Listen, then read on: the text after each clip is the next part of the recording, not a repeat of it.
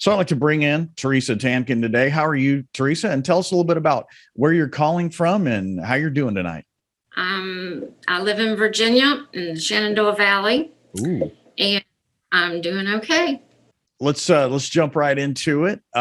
You, like I, have ALS, Lou Gehrig's disease, and tell us a little bit about, just briefly, if you don't mind, how you first knew something was wrong, and then just a little bit about your diagnosis process, specifically how you got genetically tested, if you don't mind.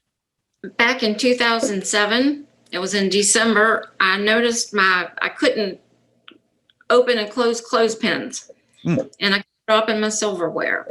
So I thought carpal tunnel.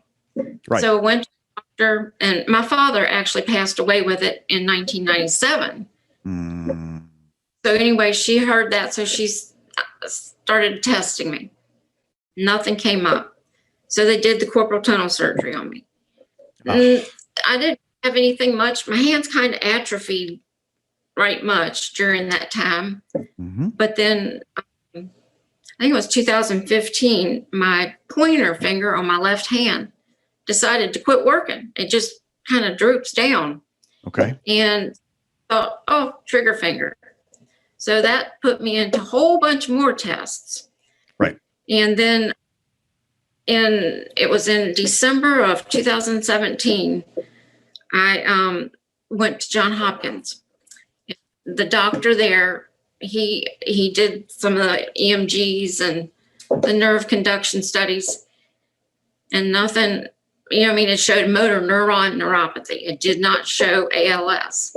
Okay. So he told me, he said there's one other test that he wanted to do, was a DNA test, and they just swabbed my mouth. Right. And he called me on March 5th of 2018, and said, you've got the SOD1. Okay. So you, in March of 18, tell us a little bit about when you got your genetic results back. Did your neurologist make you aware of a trial, or tell us a little bit about how you got going with that, and how that early process went, if you don't mind. Johns Hopkins set me up with UVA in Charlottesville for the ALS. Okay. And they got me into not the TOFERSEN. It was a different one. I don't even know what it was called now. Oh. It seemed to help. It was 6 months, and I noticed within 3 weeks of going off of those pills, my energy and stuff was kind of down. But the lady that was ahead of that actually was the one that got me in touch with Hopkins about the TOFERSEN.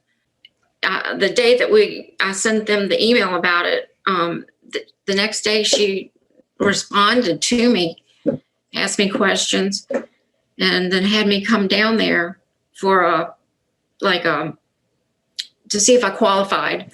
And I went in August, and then March of 2020, the COVID, everything shut everything down. Right. That was when my 6 months was up. Okay. And I would start the real stuff, knowing for sure. Right. Expanded access. Yeah. Mm-hmm. I had got the first one, because they give you 3 to start with. That's right. 2 weeks. And then they closed down. So I didn't go back until the very end of July. April to July, I felt a big difference in my body. Wow. Okay. I was going to ask, they had 3 trial groups, a slow, medium, and fast progressing group. Were you told which one you were in? I'm in the slow progression. You are. Okay. Okay. Mm-hmm. That was that was one of the smaller groups, I think, because SOD1, as you know, is typically pretty aggressive, or can be. It's certainly not the fastest one, but it's not, it's usually fairly aggressive. You did not get dosed in April, May, June, July. So that's 4 months essentially. Right. And in that time, you felt like you had some progression during that time. Yep. It was in my legs mostly. Okay. Okay. That's now over a year, about a year and 2 months that 3 months that you've been back on TOFERSEN regularly. Right. And you get 1 a month. Is that correct? How's the dosing done on that? every weeks. Every Every 4 weeks. 4 weeks. Okay. Every Okay. And it's intrathecal, right? So you go in and get that lovely lumbar puncture, right? So Yes. But you know what? It's worth it because it helps. Yeah, definitely. It's terrible. The American Academy of Neurology, I believe. I'll make sure that that's the correct organization, but I'm pretty sure it's AAN. But they actually said that they released a letter saying that they did not like, or that they were kind of opposed to intrathecal therapies for ALS. How ridiculous is that, right? Because it says, they said it required so much paperwork and all of that. So as if we don't have, to fight ALS, as if that's not bad enough. Certainly not cumbersome if you have ALS and you need it. I'll promise you that. Tell me a little bit about the actual procedure. Is it painful?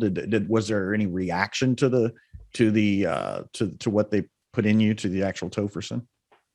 No, I have not, other than like, a little bit sore at the infusion site. Right. And then sometimes I get a little bit of a headache, but I have found when I leave, if I just take a couple aspirins on the way home, I'm fine.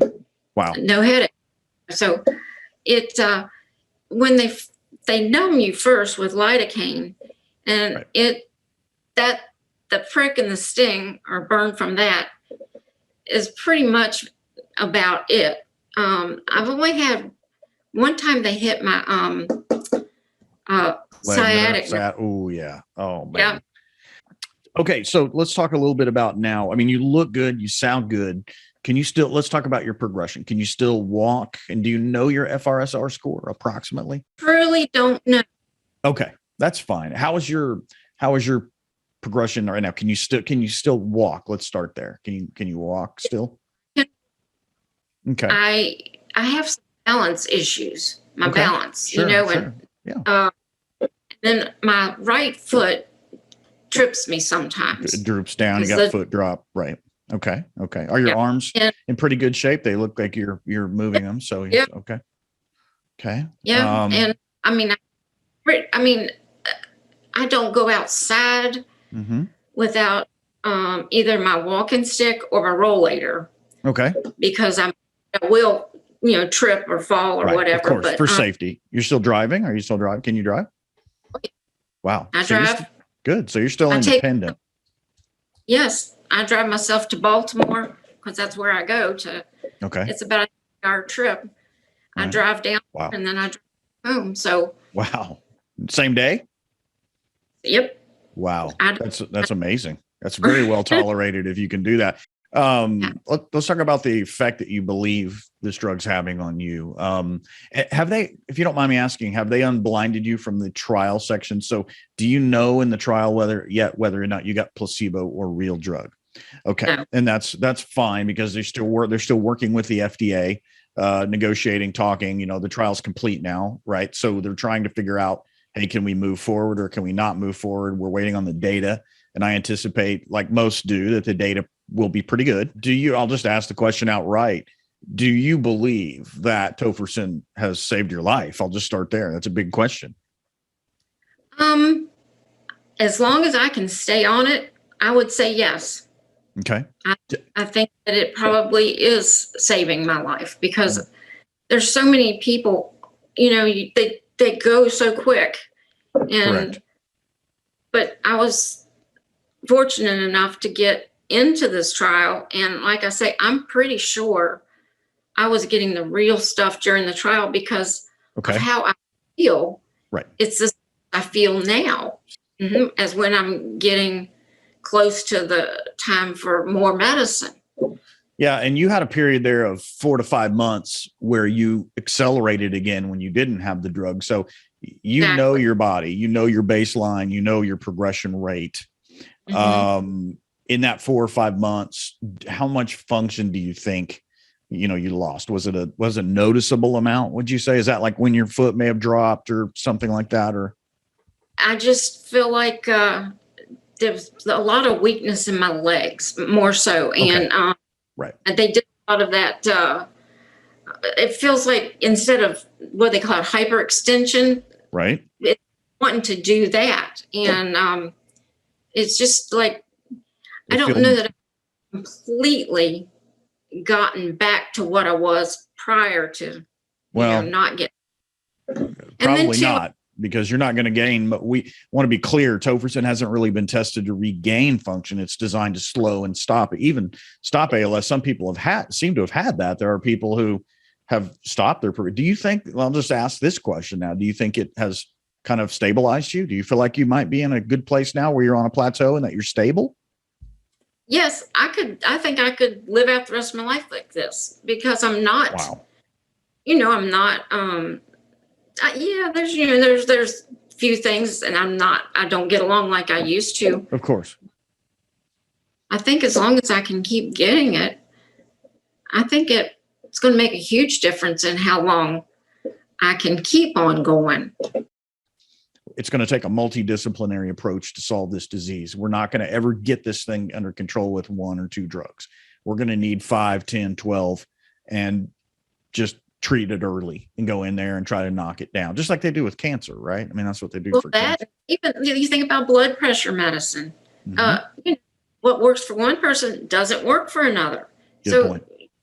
I mean, cholesterol medicines, you can just go on and on. They're just, they don't work in everybody the same way. That's right. And this doesn't either, but I think that they're going to find that it's probably helping more people than not. And that I hope you're right. people deserve that chance.